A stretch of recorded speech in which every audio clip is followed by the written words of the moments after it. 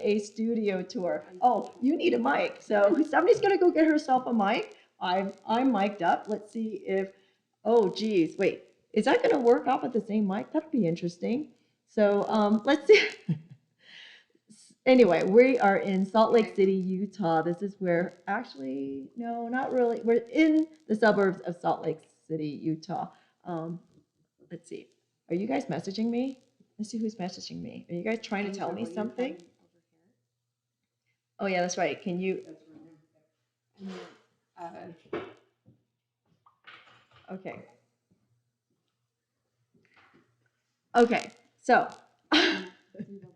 give us a second. We are getting there. We're miking up. We forgot we need a second mic if we're going to do anything. I know. Can they hear me? Because I got my mic on. Yeah. Can somebody give us a? It's showing both are working here. Actually, go ahead. Say something. Hello. Yeah. Okay. Okay. So I think it is working, and we're I think we're up and running. I'm just going to show Asia. Move your mic out.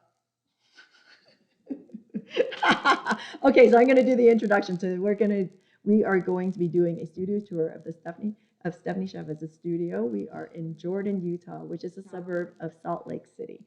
It's a really great facility. It's been a lot of fun. Oh, they say it sounds good. So we got somebody in to give a check here. Okay, so we have Asia on comments now. So we have Asia in comments. So if you have any comments, Asia's going to relay it to us. We'll let her say hi here in just a minute. I know we didn't tell her that she was going to be on camera today, but it is what it is, right? Improv. So I know it's totally improv. We're just having fun. Me and you. So of course, last night when we were wrapping all this up, I said, "Okay, so Stephanie, let's talk about what you're going to say tomorrow." And she said, "And I froze." What? What? I thought it was a studio tour. I'm like, I didn't know I had to be in the studio tour. Exactly. It's like, of course you have to be in the studio tour. Why would we even be here? Okay. So I'm going to give a little bit of history. How do I even know Stephanie? What's really sort of funny is I've never even met Stephanie until I came here to. Oh wait. Sorry. Okay. We had a little feedback. Okay. So I've never even met Stephanie until I came here last week. And I was introduced to Stephanie, or shall I say, Stephanie was introduced to me. Yep. Is that better? By Asia. So Asia is the connection here. But what's really sort of funny there is I was introduced to Asia by Jan Harris Smith, and that's how this whole thing started. And now I have a Utah crew, which is a lot of fun for me. So yeah, so we saw Jan this week, and of course I thanked her for bringing me the Utah crew because connecting us all together, and it's been so much fun for me. It's been so much fun to be here. And Amy's in the circle. With a lot of like-minded people and artists and instructors, and we went through all of our woes and everything. It's just, yeah, we've had some good time. We've had some good time and some good drinks and some good food. Yeah, and some good projects. And I'll show you Asia's project in a little bit. And some good projects, some good results. So that's how I met Stephanie. And of course, we reeled her into Virtually Ever Crafting. And so now she's one of our main instructors on Virtually Ever Crafting. Is that what I want to say? Our main consistent. What am I trying to say? What's the word I'm trying to say? What is that? There's a lot of good words. There's a lot of good words. Anyway, original? So she's I've been there regular. Since the beginning. Regular. That's what I want to say. Regular instructor. So she's one of our regular instructors, which is really great. So anyway, so if you ever have so Stephanie. Yes. Talk to me. Okay. So tell us how you started. Maybe I'll do it this way. So Stephanie, this is more fun. More official. So Stephanie, tell us how you got started. Well, I took my first metal clay class in 2008 and totally fell in love and was having some career changes. I was in the mixed media art industry before, so I've always done like creative things. And I just ran with metal clay. I got certified and started teaching by 2010, and I've just been doing it ever since. Okay. So, usually when people just sort of start doing this, they sort of just sell their jewelry and they sort of move on. But why did you decide to start teaching? I just fell in love with it. And for me, at the time when I started, it was my connection to the adult world. So Because I was home raising kids, and so it was kind of my outlet to, go, meet other adults and. So basically, you didn't have friends, and so you bribed people to come here. You created. Yeah. They paid me, and we became friends. You got people to pay you to become your friends. I need a new line. I know. Wow, I never thought about it that way. You don't tell people that. I can only tell them about what you do. This is hey, when did this become about me? This was about you. Okay. Anyway, so this was your connection to the adult world and reaching out to the community. Yeah. Okay. And it just started growing and developing. I had a studio before that I rented. I've been guest instructors at other studios. And then we were looking to move about 6 years ago. And so then looking for a house that we could put a studio in an unfinished basement. And so we were able to build this out how I wanted. So what she's leaving out is when she moved into this house, this basement, there was nothing here. Oh my gosh, are you not jelly? Totally jealous of that. Because who wouldn't want a complete blank slate to do whatever you want from scratch and then pray that you did it right? Yeah. Yes. It's kind of a lot of pressure because you're like, well, I can do this however I want. So it almost puts more pressure on it instead of like building off of what's already there. Right. So I tried to think about everything that I could have, And she thought of everything. But here's what's even crazier. She's now done it twice. How long have you been here? Well, we lived here for 5.5, almost 6 years. How long has the studio been here? We built it 2.5 years ago. So she's been here 2.5 years, and a month ago she had to redo it because there was a flood. I mean, I cannot believe the story. Oh my gosh. There was so much water in this place, as she told me, that the ceiling was bowed and they poked a hole in it. Everywhere there was holes. Yeah. The whole ceiling to let the water out into a bucket. That's how much water was here, which means this place is brand spanking new for my visit. How cool. Thanks. That was really cool. I was painting the day before you got here. Yeah, so literally you can smell fresh paint in this place because she was painting the day she got. Maybe I should go thank your son for, doing something that created a brand new space for me. I know, but it was kind of new before. It was already new before. You did not need this kind of stress. No, but it's okay. It's all good. Oh my gosh. So that's what's really great about space. But, it's quite an endeavor to jump into the investment of doing something like this. Where do you hope this will go? I just want to continue. I love where it's going. I love the direction it's going in. And to me, like slow growth is fine for me. I just love to grow it organically. And I really love what I'm doing and meeting new people and, finding new students and friends and everything. So you're hoping to bring in a consistent flow of students and be. So what is the goal? Do you want to have classes once a month, or are you looking to have open studio and create a community, or are you hoping to bring in guest instructors, or do you want to do all the teaching? What is? I do teach. I probably teach at least once a month.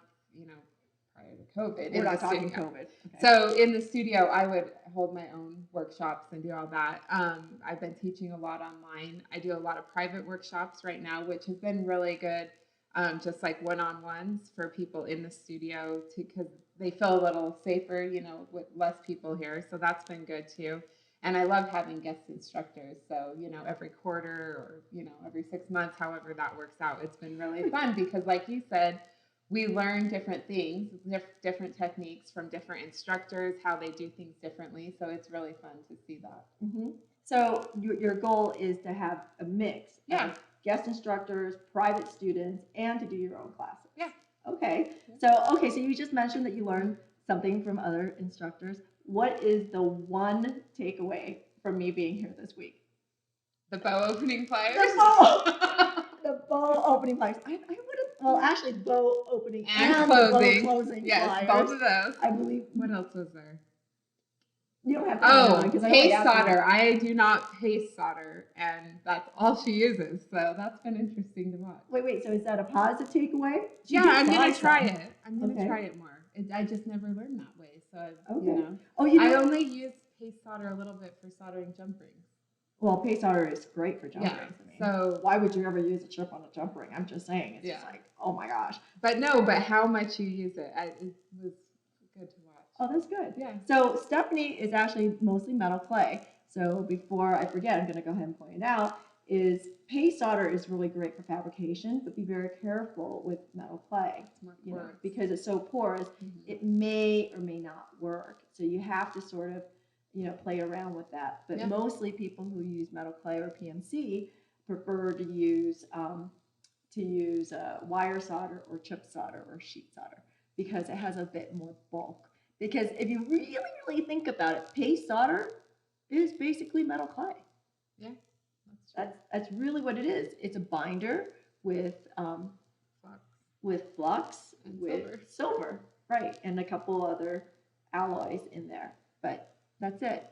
So yeah, so be careful doing that. Anyway, so would you like to say anything else before we go to the studio? No. Thanks for being here. This is my happy place. This is her happy. I've already freaked her out enough by doing this, right? So here you go. All right. So I'm going to leave you alone with Stephanie while I grab the camera because I need to move. Okay. So Don't trip. wait. Oh. My No, you're my stuck mic got moved. So I'm going to hold on. We're going to move us here, and then I'm going to turn on the other camera. Ta-da! Okay, so let's just take a really quick look. 360. So, you know, what I love about this studio is how bright it is. Oh my gosh, you got all the nice lights in here.